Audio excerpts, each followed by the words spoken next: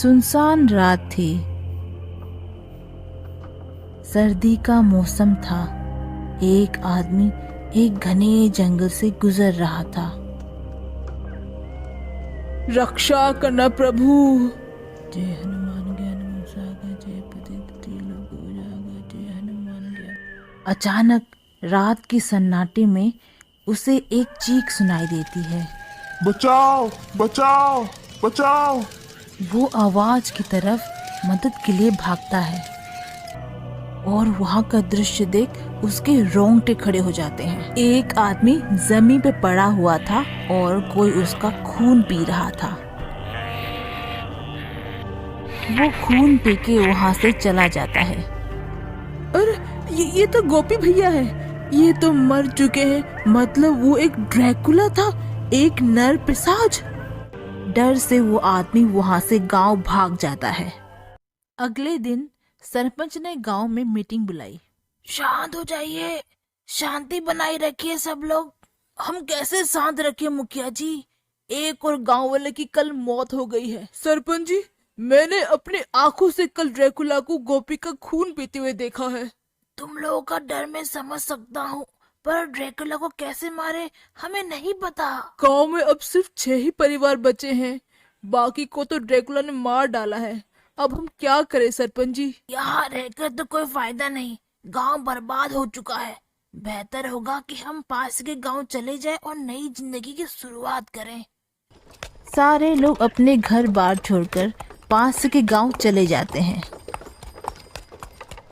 नए हो क्या भाई? कहाँ से आए हो? मेरा नाम भोला है। हम पास के गांव से आए हैं। भोला उन लोगों को गांव में हुए हादसे के बारे में बताता है। ड्रैक्यूला? पी रखा है क्या दोस्त? किससे बेवकूफ बना रहे हो? अरे अरे मैं सच कह रहा हूँ भैया। हम सबको गांव उस ड्रैकुला की वजह से छोड़ना पड़ा। जाओ जाओ दोस्त, किसी और को टोपी पहनाना। दूसरे दिन गांव वालों को एक लाश पड़ी हुई मिलती है। अरे ये तो हरिया है, इसे किसने मारा? भोला लाश को जाकर करीब से देखता है और उसे हरिया के गर्दन पे दांतों के निशान दिखते हैं। गांव वालों, इसे ड्रैकुला नहीं मारा है, खून पी लिया है बेचारे का। मैंने कल बताया था ना कि ड्रैकुला सच में होता है। अब तो विश्वास करो मेरा। सारे गांव वाले डर जाते हैं। लोग अब रात को घर से निकलना ही बंद कर देते हैं। एक रात नंदू का भैंस घर नहीं लौटता। इतनी रात क्यों जा रहे हो? बाहर ड्रैकुला घूम रहा है। जाने तो पड़ेगा ही, हमारी रोजी रोटी का सवाल है। अच्छा, अपने बचाव के लिए एक चाकू तो लेके जाइए। नंदू हाथ में चाकू लिए गांव से बाहर निकल जाता है। तभी उसे एक हंसी सुनाई देती है। अचानक वहां ड्रैकुला को देख नंदू डर के मारे चाकू से वार करता है और ड्रैकुला घायल होकर जमीन पर गिर जाता है। शोर शराबा सुनकर गांव वाले वहां इकट्ठे हो जाते हैं। अरे नंदू, तुमने तो ड्रैकुला को मार दिया। क्या ये मर चुका है? तभी ड्रैकुला फिर से उठ जाता है और जोर जोर से हंसने लगता है। बेवकूफ इंसानों, तुमने क्या सोचा था कि मुझे एक मामूली चाकू से मार दोगे? पास से खड़े नंदू को पकड़ के उसका खून पीने लगता है। डर के मारे सारे लोग वहां से भाग जाते हैं। दूसरे दिन गांव वाले पिछली रात के बारे में आपस में बात कर रहे थे। भाइयों सुनो, जंगल के पास एक तांत्रिक रहता है। शायद वो ड्रैकुला के बारे में कुछ जानता हो। बेहतर होगा हम सब जाके उनसे एक बार मिल ले। दूसरे दिन भोला गांव वालों को तांत्रिक के पास ले चलता है। सभी उनसे मदद मांगते हैं। तांत्रिक उनको ड्रैकुला की कहानी बताता है। बहुत आगे की बात है। तब एक राज्य में महाराणा पृथ्वी प्रताप का राज था। वो बूढ़े हो रहे थे। उनको एक ऐसा संतान चाहिए था जो कभी बूढ़ा ना हो। वो काला जादू की मदद से एक संतान प्राप्त करते हैं, पर जो जीवन और मौत के नियमों के साथ खिलवाड़ करेगा उसको तो दंड मिलना ही है। उनको ऐसा संतान तो मिल गया जो अमर है, पर उस बच्चे को एक श्रापित जीवन मिला। वो सिर्फ इंसान का खून पी के जिंदा रह सकता है। वो दिन में इंसान के रूप में रहता है और भूख लगने पर रात को एक पिशाच का रूप ले लेता है। उसे पहचानना बहुत मुश्किल है। उसकी कोई परछाई नहीं है। आईने में अगर तुम उसे देखोगे तो तुम्हें उसकी परछाई नहीं दिखेगी। हम महामृत्युंजय का यज्ञ करेंगे, उसे वो नर पिशाच जरूर भाग जाएगा।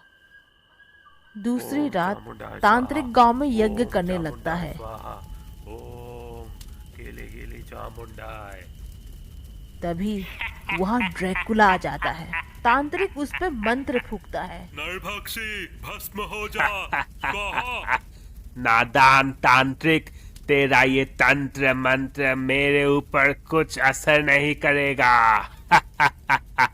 ड्रैकुला तांत्रिक के ऊपर झपटता है।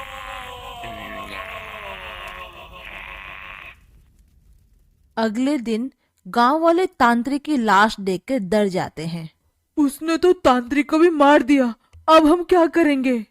तभी एक बूढ़ा आदमी बोलता है कि वो नरपिशाच एक श्रापित और अपवित्र जीव है, इसलिए उसे किसी भी पवित्र हथियार से ही मारा जा सकता है। पर ऐसा हथियार हमें कहाँ से मिलेगा? बच्चे मासूम होते हैं, उनका आंसू पवित्र होता है। अगर हम चाकू को बच्चों के आंसू में डुबोकर इस्तेमाल करेंगे तब हम जरूर उसे मार पाएंगे। गांव वाले तय करते हैं कि ड्रैकुला को उसी के ठिकाने पे मारना ही सही रहेगा, पर किसी को भी उसका ठिकाना पता नहीं था। जंगल में जब मैं लकड़ियाँ काटने जाता हूँ तब मुझे एक खंडर दिखता है। मुझे लगता है वही ठिकाना है उसका। ठीक है, आज हम वहीं जाएंगे। गांव वाले भोला को साथ ले चलने के लिए उसके घर आते हैं। अरे भोला भैया तो घर पे है ही नहीं, शायद बाहर गया होगा। उसके बिना ही चलते हैं। गांव वाले रात में ड्रैकुला के ठिकाने पर पहुंच जाते हैं। ड्रैकुला उनको देखकर हंसने लगता है। क्या तुम लोगों को अभी भी समझ में नहीं आया कि मुझे मारना नामुमकिन है? तुम सबको मार डालूंगा मैं। गांव वाले तब आंसू में डुबाए हुए चाकू से ड्रैकुला को मारते हैं। ड्रैकुला बुरी तरह घायल हो जाता है। मैं घायल कैसे हो गया? ये कैसा चाकू है? ये एक पवित्र चाकू है नरपिशाच। आज तेरी मौत हमारे हाथों लिखी है। ड्रैकुला समझ गया था कि उसकी जान को अब खतरा है और वो वहाँ से भाग जाता है। गांव वाले खुश हो जाते हैं। बुढ़े मास्टर जी का तरकीब काम आया, अब वो यहाँ कभी लौट के नहीं आएगा। गांव वाले घर लौटने ही वाले थे कि तभी उन्हें जमीन पे पड़ी एक कमीज दिखाई देती है। अरे ये तो भोला की कमीज है। ये यहाँ क्या कर रहा है? गांव पहुंचकर गांव वाले भोला के पास जाते हैं। वो देखते हैं कि भोला घायल होकर बिस्तर पे पड़ा हुआ है। भोला, ये क्या हुआ तुम्हें? दोस्तों, मैंने सोचा था कि मैं अकेले ही ड्रैकुला को मार सकता हूँ। मैं शाम को आप लोगों से पहले ही उससे लड़ने चला गया था, पर उसने मुझे बुरी तरह से जख्मी कर दिया। जैसे तैसे मैं अपनी जान बचा के वहां से भाग आया हूँ। लड़ाई के समय मेरी कमीज भी वहां फट के गिर गई। भोला, तुम दूसरे गांव से होकर भी हमारे लिए तुमने इतना जोखिम उठाया। गांव वाले भोला की मरहम पट्टी करके उसे आराम करने बोलते हैं। कुछ दिन बाद भोला गांव छोड़ने की तैयारी कर रहा था कि तभी वहां एक गांव वाला आता है। भोला उसे बताता है कि वो किसी काम के सिलसिले में दूसरे गांव जा रहा है। गांव वाला उसे रात के खाने का दावत देता है। रात में भोला गांव वाला के घर दावत के लिए जाता है। बैठो भोला, खाना लगने ही वाला है। कमरे में एक आईना था। भोला आईना के सामने रुकता है।